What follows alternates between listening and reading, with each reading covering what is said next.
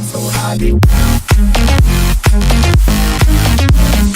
what's up, guys? If you're new here, click the like button, the subscribe button, and notification bell button to keep you updated on all possible videos uploading in the near future. What's up, guys? Welcome back for another video. O'clock here in the Philippines. I'm going to be preparing for an online conference, which is the Model UN here in the Philippines. And just give me a little bit of an hour, and I'm going to show you my setup. Just need to take a bath, eat breakfast, and do things in the shower properly. Nothing green. Pero yun, guys. See you later when I see ya. Guys, so I'm back. I just got off from the shower. This was my music in the shower. But since for copy issues, I'm not gonna be posting that part. So it's Free on Me by Ariana Grande and Lady Gaga. Well, apparently for Model United Nations in general, we are actually mandated to wear formal attire. And here is my attire. Attire is a barong Tagalog, although it should be a little bit more corporate, which is an Americana and a long sleeve and a tie. But I left mine at my dorm. So basically, this is the outfit you're going to be seeing me later on. Background on UNEP while we prepare. The United Nations Environment Program is actually focused on environment itself. So, we'll be talking about topic 1, which is the environment and armed conflicts and refugees in general. And for topic 2, it would be water quality. So for this 2-day conference, we're expected to create a resolution. And hindi ko siya ipapakita lahat kasi this would take a little bit while. So, this is a little bit of what really happens in MUN, especially in my side. Kasi ako, I'm not new. I think I've been into how many online conferences already. But yun, ang mangyayari kasi today is we're going to have an opening plenary, which is composed of the UNEP and the UNHRC, which is the which is the United Nations Environment Program, and of course the United Nations Human Rights Council. Of course, after that, we would be dissolved into our respective councils. For the United Nations Environmental Program or Environment Program, I'll be representing the delegate of Cote d'Ivoire or the diplomat there. So I have my agenda speeches, my topics ready, kasi I'm not really good at public speaking, not really that good, but medyo nakakakaba kasi, especially you can see your Days' reaction. So yung board of Days, they are like the rapporteur, the secretary, the chair, the vice chair. So sila yun nagmo-monitor, nag-evaluate sa'yo. Although what I like about MUN right now is that walang awards na ibibigay, and it really holds the essence of diplomacy before competition. And actually, MUNs aren't a competition. So if you're thinking of joining MUNs and you have this mindset na dapat manalo ka, it's not actually that. What you need to learn is about diplomacy, how to deal with issues in a global perspective, and of course, to try to create allies or try to create common ground for everyone. So yun, guys, this is currently my setup. I'm going to show you, just wait. That's the ring light, since I'll be shooting this whole thing. My backup tablet, I got this when I was in grade 11. Then a laptop, which the Zoom will happen, and of course a water bottle. What's up, guys? So basically, the opening plenary just ended, and we're going to switch to our Zoom's room for UNEP particularly. So basically, this is a little bit of the part where it gets a little bit nice and bloody at the same time, since this is the discourse regarding the topics at hand. So I really hope that you stay tuned on knowing what really happens in an MUN committee. Hi, guys, so we're currently moving to our committee rooms, particularly committee Zoom rooms. I just finished my speeches, like the agenda, the policy statements, and everything. So a few tips: if you're going to be joining Model UN, please research ahead of time.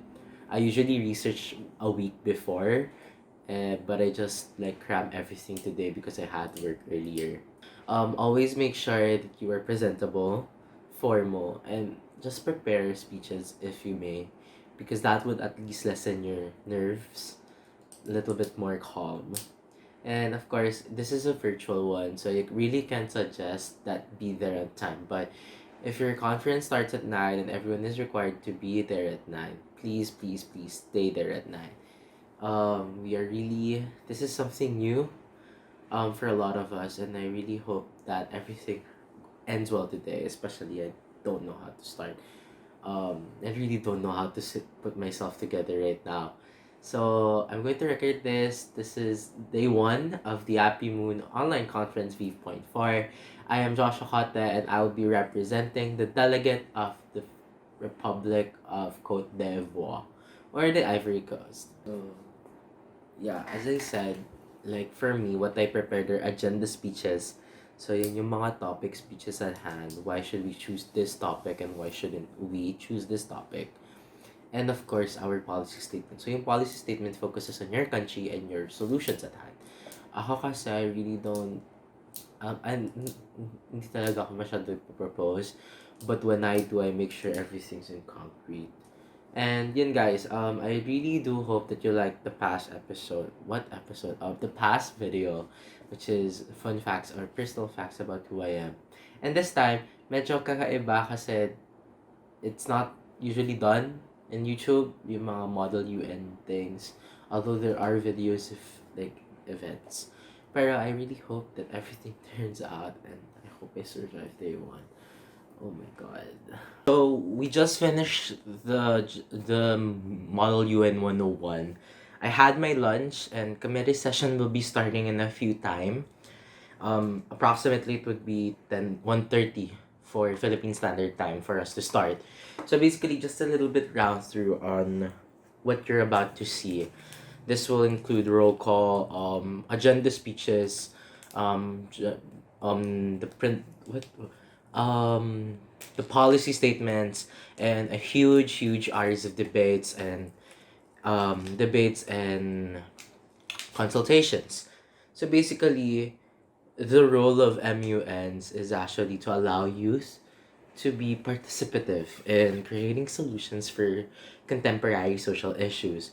So mostly for us, hindi naman talaga to for humans lang. For me, I'm a student for computer programming nga. But I also love doing simulations like this. Actually, this is not just a simulation eh. You really need to put yourself in the shoes of others. Minsan, the best project starts from Model UN rin. So, update, I got my tempered glass. I got my case for my phone today. So I had to get it earlier. So, just a little bit rundown on what's about to happen rin is that as a delegate of Cote d'Ivoire, a sub-Saharan, I think, nation, medyo mahirap i-represent tong mga nations na to because some of them are not really that known, not really that open when it comes to policies. So, a little bit tips on preparing.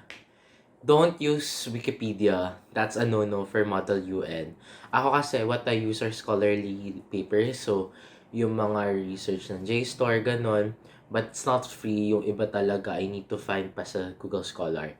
Another thing is try to use mga UN or the government official websites na may resources. Like, for example, yung mga laws, resolutions before. That would really be helpful to put yourself in a greater position. Although, as I said, Model UN is not actually a competition. It's more of a simulation. So, hindi to yung MUNs are not for being competitive. It's more on seeing who is how to be more diplomatic, how can you be more empathetic as a leader, how can you be someone that could help others regardless of what your current foreign policies are. So first choice ko talaga yung Cote d'Ivoire because first, that's my last name. Second, yan lang yung choice ko. But yeah, and another tip on country assignment, I suggest if magka-country assignment kayo yung council assignment, pinapili kayo, try to go for the easiest country. So ako kasi, I search what countries perform best in those councils. Hindi naman siya for a safe move, but it's more easier to represent. Kasi they have the facts, they have the transparency reports. Yun na yung pinakamadali. And if you're a beginner for Model UN, I suggest ang gawin mo is try to start with the easiest council. On debating naman, always take down notes from both your part and their part. Ako kasi what I do when I take down notes is actually hindi ako nagte-take down. I try to be mental as possible. Ayoko kasi nung nagte-take down, I feel madi-distract. So, second, I don't know, di ako nabibilang. Another thing would be always make sure you have enough sleep kasi ako wala ako kanina, so it's super hard. Then yun guys, I'll give you a little bit of what's happening mamaya. Hi guys, so we're currently starting with the roll call and this is really the start of the main conference. I'm going to record this everything that would be possible because I really want you guys to know what will happen. And also para maramdaman nyo kung ano yung feel. So, let's get started. Delegate of Ivory Coast. The delegate of Cote d'Ivoire is present and voting, Honorable Chair.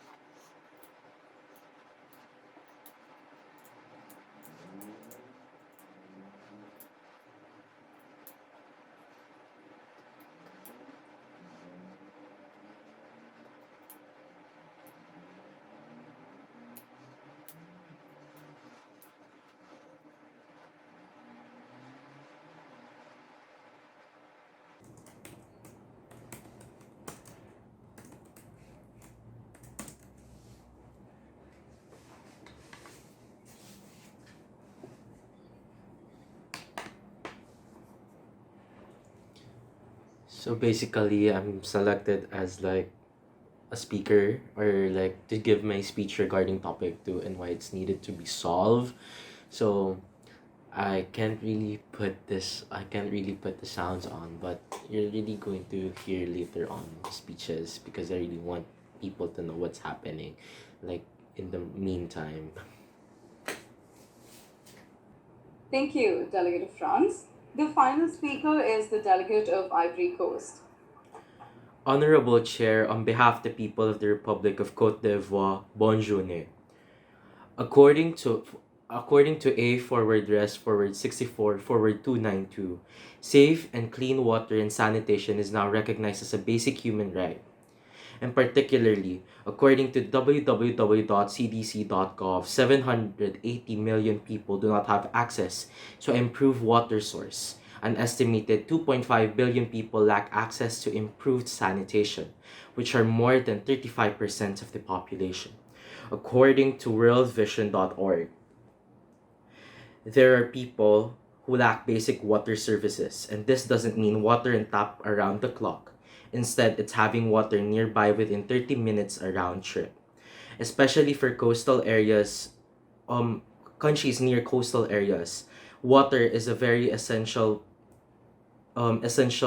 material to use for income generation and to survive, especially during this pandemic.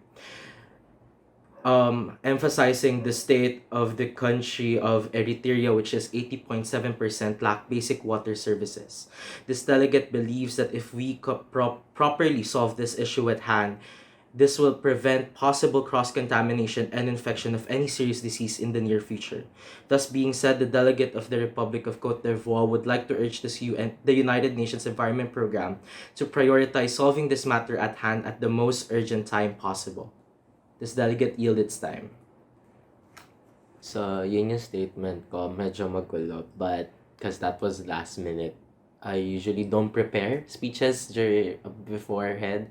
Siguro kasi there may be different chances na magkasundo kayo ng co-delegates mo. And apparently, I was supposed to go for topic 1. But yeah. So guys, suggest ko if you're going to compete for MUN or join an MUN rather, please prepare your speeches beforehand, but be ready to make necessary revisions as well.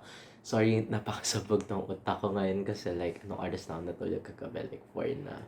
Then nagising ako ng 8. So, but, yeah. I hope you're enjoying nga. Pero super boring talaga nitong part.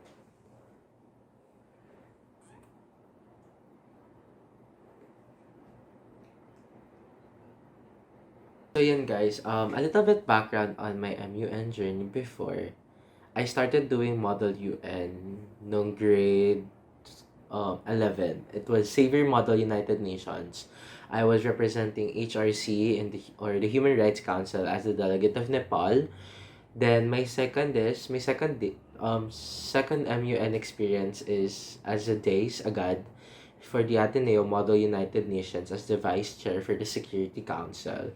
My third experience is actually from Asia Pacific International Model UN online conference V1. So I sat as the chair. The vice chair for the United Nations Women. For V2 of the online conference ng MUN rin, I sat as the delegate of Norway sa United Nations Development Program. So, same rin, I won honorable mention. Then, my fourth, or my MUN OCV3, I sat as the rapporteur for the Security Council. And the OCV4 right now, I'm sitting as the Ivory Coast or Cote d'Ivoire since, ewan ko, trip ko lang talaga siya. And guys, I also do debating before, so medyo, iba kasi ang Model UN sa debating. So, there are huge differences. Kasi sa debate, you don't really do the resolution papers. Only I think papers lang talaga, research papers, position papers as possible. Dito kasi you're going to do the everything. You're going to do the resolution, the position papers, and a lot. So, yun. We're starting the policy statement with Senegal. I'm like on the middle end, so medyo hirap.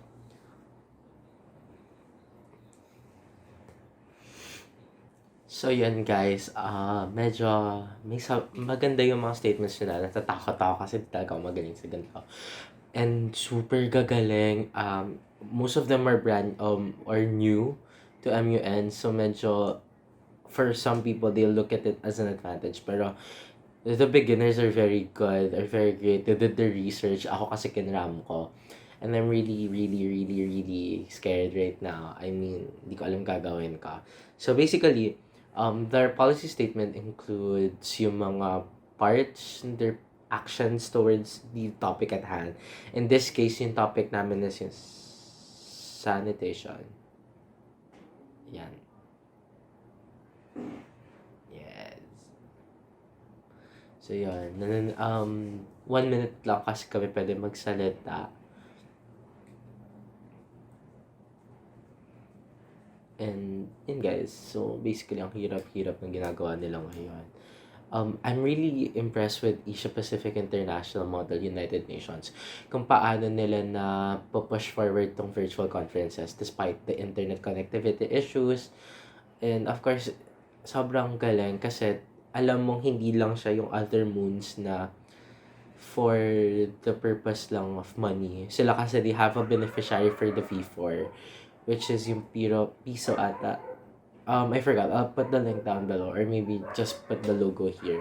So yan, napakasaya kasi Philippine moons are slowly entering the field of volunteering rin. And super nice na nakikita yung Moon na that gives 50%. I think it's 50% of the kita or is the earnings to the beneficiary. So yan. So yan guys, basically I won't be recording everything today dahil wait, shoot, am I on mute?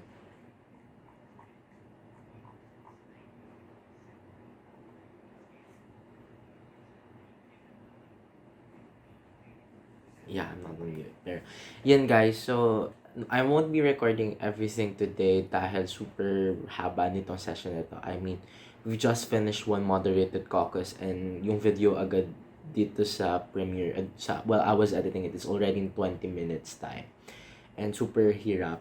And I really want na siguro 25 minutes na yung max. So, guys, check out tomorrow for part 2 or for day 2 ng Happy Moon Conference. I'll try to point things if meron nga ba. So, again, my name's Joshua. If you're new here, click the like, subscribe, and notification bell to keep you updated sa mga latest videos ko. Maybe possibly in weeks. So, yun guys, thank you and love you all. Bye.